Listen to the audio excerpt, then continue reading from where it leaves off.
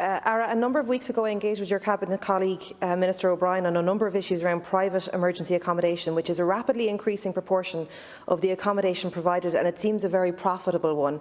Minister O'Brien persistently referenced the role of local authorities and the Dublin Regional Homeless Executive in tackling our homelessness crisis, but I believe our central government, our national government, has a core duty in this area. Of course, in terms of policy and funding, but also in ensuring legislation is being adhered to and that proper systems and governance structures are in place, especially when it comes to private emergency accommodation and providing addiction and healthcare services to those that need them. The HSE and the Department of Health has a particular role to play here, both in terms of how it interacts with private emergency accommodation in their role on the Joint Homelessness Consultative Forum.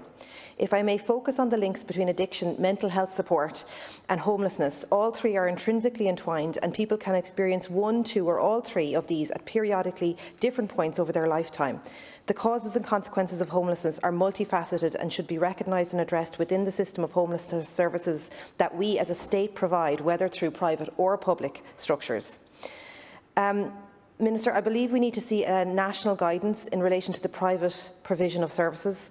I believe that specialist mental health professionals should be a formative part of the homeless services we provide. Specialist teams should be engaging in active outreach for every person experiencing homelessness, providing aftercare planning and assisting people into a home. My fear is that this is not currently happening where the service is privatised. For example, a small success of the past year has been a lowering of barriers for those seeking to get on methadone, which is itself now recognised as an addiction issue.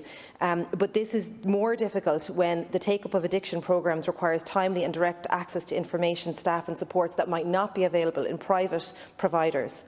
There is a lack of clarity about the quality, regularity, availability and efficacy of support services in private accommodation. What oversight does the Department of Health undertake to ensure that private providers in this sector are staffed with people who are fully Garda vetted and are suitably qualified?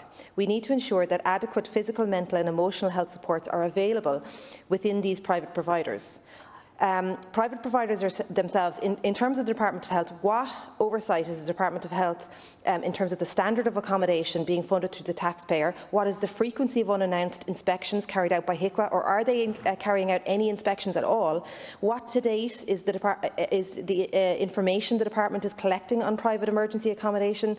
And is the Department fully compliant with current procurement and tendering practices in the contracting of privatised emergency accommodation? We have increased spending in this area from 2016 by a huge percentage and only have increased capacity by 237 people. What are we seeing for this rise in costs?